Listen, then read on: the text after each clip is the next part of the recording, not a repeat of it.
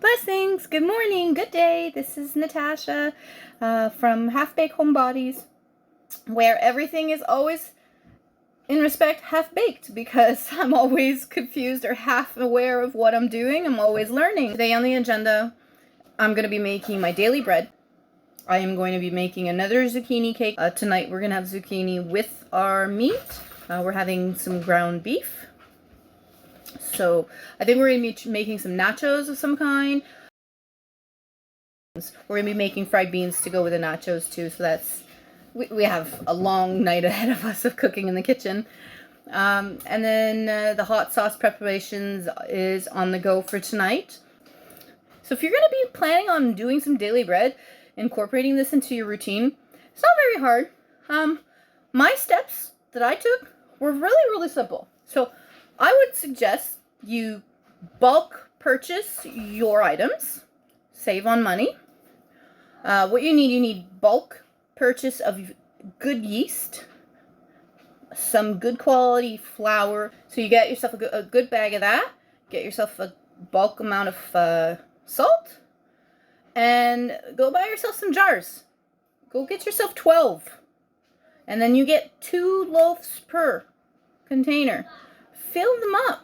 Prepare them on one sit. So you stack them all on the counter at once and weigh your flour. Process to making the bread itself. Dump this into my bowl with the water and the yeast and the sponge, and then just beat it in there. It's really simple. I'm going to actually try to show you that right now. I'm going to flip the camera around and we're going to get working. All right, let's get working. Let's do it. Let's make some bread. For my recipe, it is 6 cups of flour, which I weigh out and put into this jar.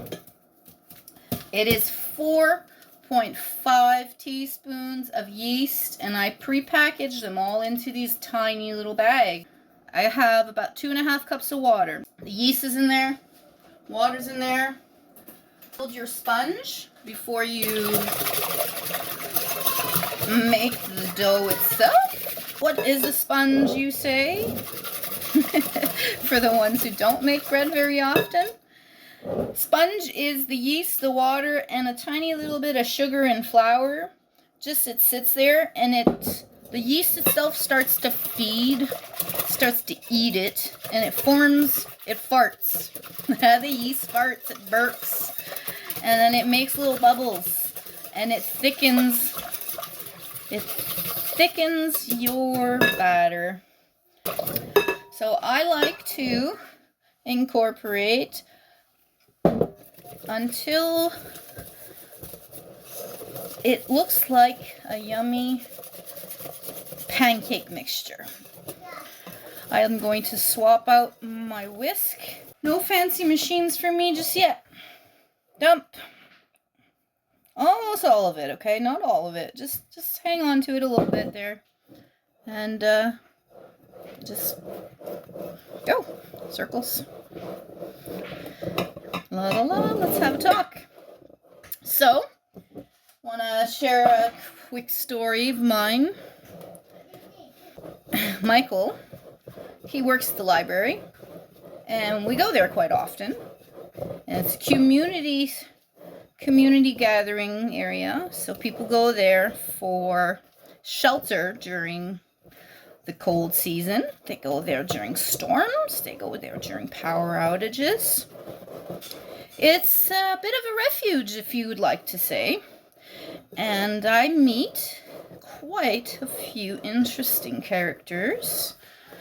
And there's nothing wrong about being interesting. I love interesting characters. They are my best friends, I find. They always have flavor. They have fire in their gut. They are alive. And I need that kind of person around me. These robot zombie people walking around. You can't even say hi to people. That makes me sad. And makes me feel icky inside. And makes me question the world we live in. So, being around happy, smiley people is always my go-to. So this interesting character that I have met I do not want to name this individual to cause problems with, I guess, lawyers or non-disclosures, etc., etc. So, let's profile this individual a little bit, and to whomever is listening, if profiling an individual is not something that you feel is fair to be doing, FYI, the world that we live in likes to label everyone and everything just to cause some creative division, to dilute sovereignty, to dilute brotherhood and folkhood and community, cause division in grand scales. By doing so, keeps the populace weak. I am not weak. I will always be talking. I will always be blunt. And bring it on, I say. Bring it on. My sword is sharp. Okay? Keep it sharp. Keep it wise. Keep yourself awake. So this individual profile here he is a black, I'm going to say, I don't know his age. He's going to be like 50, 60 years old. He immigrated, refugee from Haiti about 30 years ago. He had a rough time actually coming into the country, but that's not what we're going to be speaking of today. Now this individual, he's a high-functioning, very intellectual, kind, loving, God-fearing man who is an engineer, and he is also what you may label as retarded. Says, quote, doctors and or police officers. Do I have badge numbers and names of such doctors and such officers? I will say no, as this is not my story. This is just some pain in my heart that I encountered, and I cried, and I hugged my fellow friend. Did you know that here in the Chinada communist country of Canada, man, I hate saying that, but it's so true, we have skyscrapers and residents that live in these skyscrapers. This so-called man of my friend here, brother, he's a slow talker, okay? He doesn't interrupt people. He listens very carefully. He thinks things through before answering, which make us, the norm people, impatient. Makes us feel and label him as a retard. Now, during this 2020 distancing extravaganza, guinea pig test 101, cage rats, maze rats, whatever you want to call it. Poor little guy, my friend. I'm in pain. I'm upset. I'm trying to digest my feelings and not be upset and hate and show hatred on camera. Don't want to hate. Hating is a bad feeling. No one should hate. You always need to question and have faith that God is good. God is great. There's always a reason. No such thing as coincidence. My fellow friend goes home during such lockdown extravaganza. The lobby administrator starts to question him. Where have you been? Where do you live? We're not going to let you in until you report all of this information. We are not going to let you in to your home until you give us information. Does that sound familiar? Does anybody know the TV show The Prisoner? We want information. Where were you? Who have you been with? What have you been thinking? What did you eat today? Ah, when was the last time you had a drink of water? So he's going home, and in the lobby attendant is basically asking him where he's been. What is he doing? Where has he been? Who has he been with?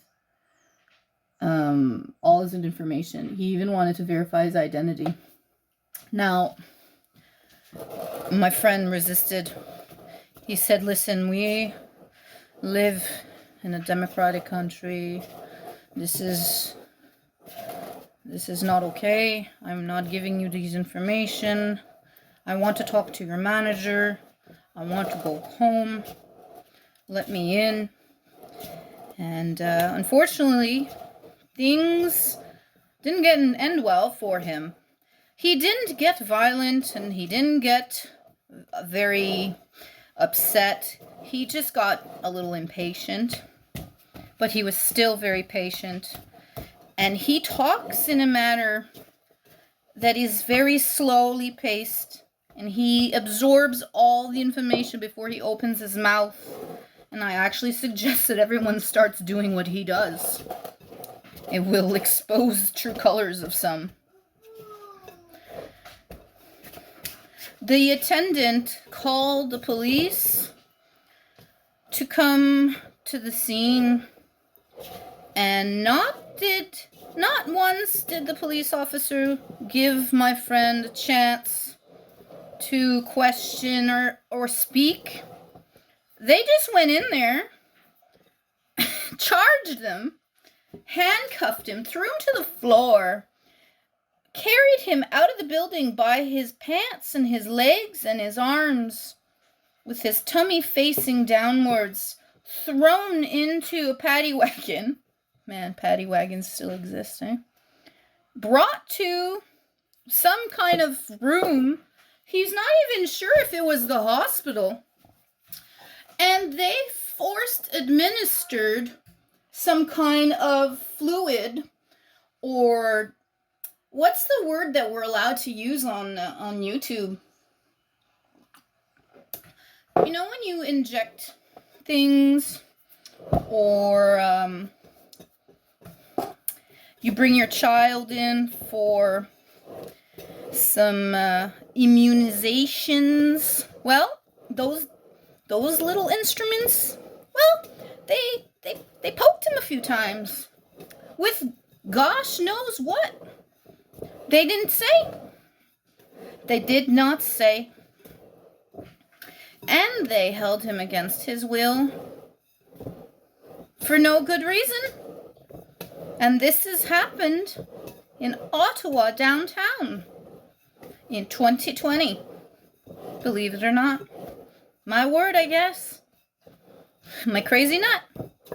All I gotta say is keep your head on a swivel. Be aware of your surroundings. Be aware of the times that we live in.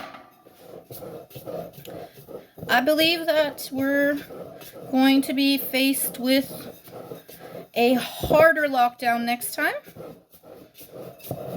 This was just a test run. Be prepared to feed yourself, folks. Be prepared to hydrate yourself, folks. And be prepared to spread the word of gospel and fight a battle that we will only see in one lifetime, I would say. We are living in special times. Some, which Lot may say, these are the end of times.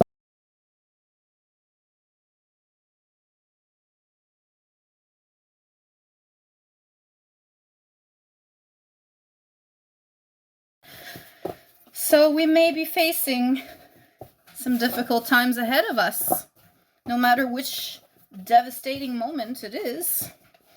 You need to be ready. You need to be ready to die. Because when you die, you face your judgment, don't you?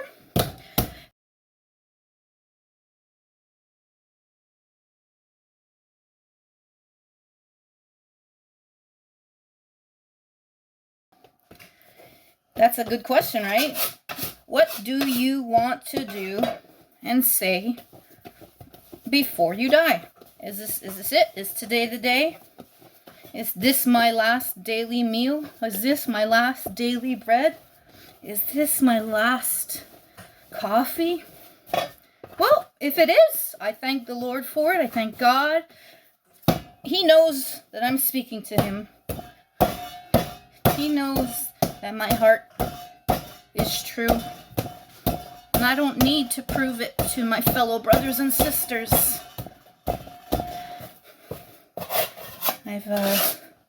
I pray for all of you to find peace and love, forgiveness amongst every aching feeling in your hearts. It's crucial for one to be healthy. So this is the Daily Bread story.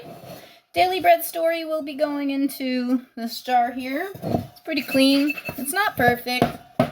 Listen, I'm not going to wash this. You can think that it needs to be, but I'm not going to. So that's my half-baked way of doing it.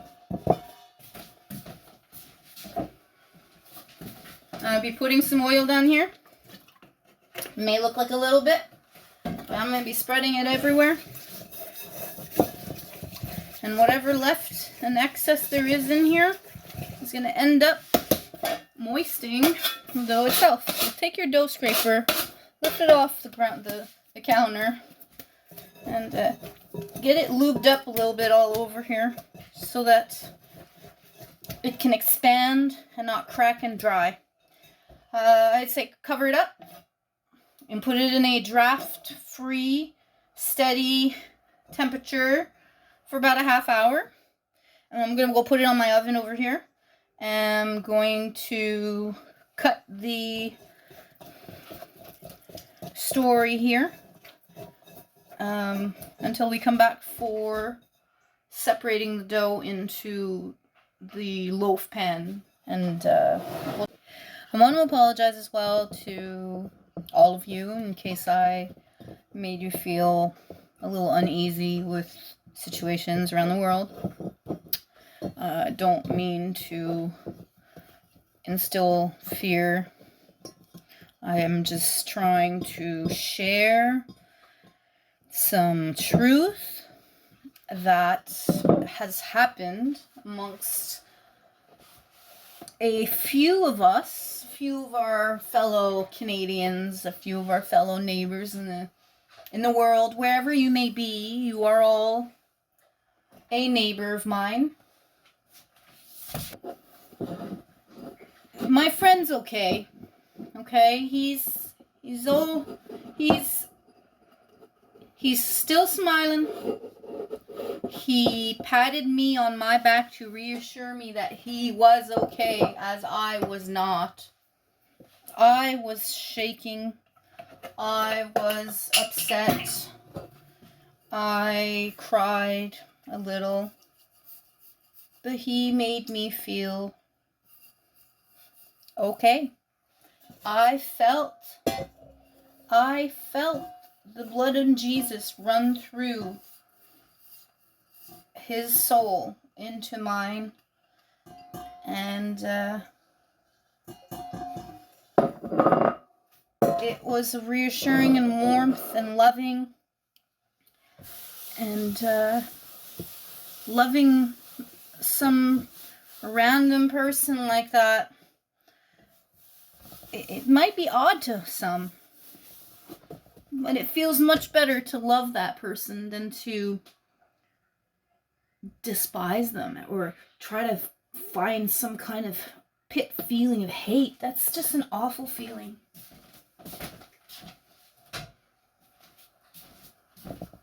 So the bread's doubled since I made the zucchini bread. As you see, it's pretty good. It's not like super big, but I'd rather catch it now, put it in there in the loaf pan, and let it poof up in there. So we're gonna deflate it a little. Make sure it doesn't go off the edge. And take your bread cutting board and you're gonna cut your dough the size you need them. I'm making a small round loaf pan and I'm making a normal bread pan, so I'm cutting them into two sizes. I'm gonna start with my little one and make a circle, so don't disturb your dough too much. It's hard to say, you know? Well, I've disturbed my dough. Hopefully it's okay, it'll come back. Just trying to show you. Tuck it in underneath. End up with a smooth little ball. Puff it out. And there she goes. She's in. There you go. Yes, Sultan.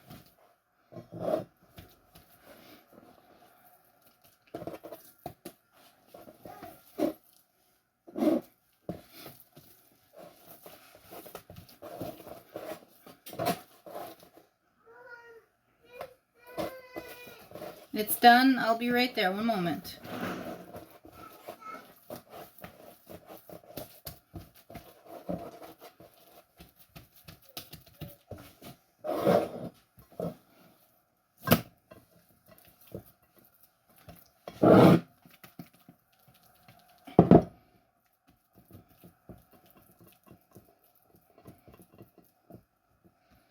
And leave that be for a while, and it will rise.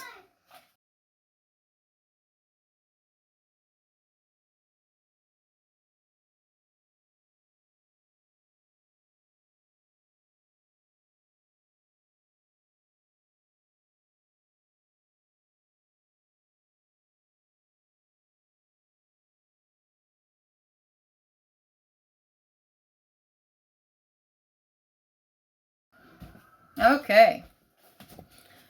Let's attempt to take this one out now. There she goes.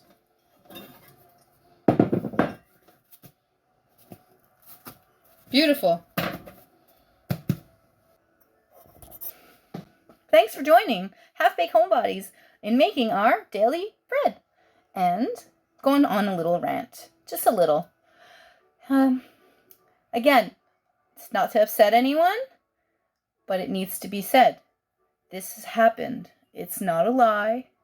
It has happened. We've been taken against our will, put into a paddy wagon, and taken off somewhere, and forcefully given things by instruments that are deemed necessary.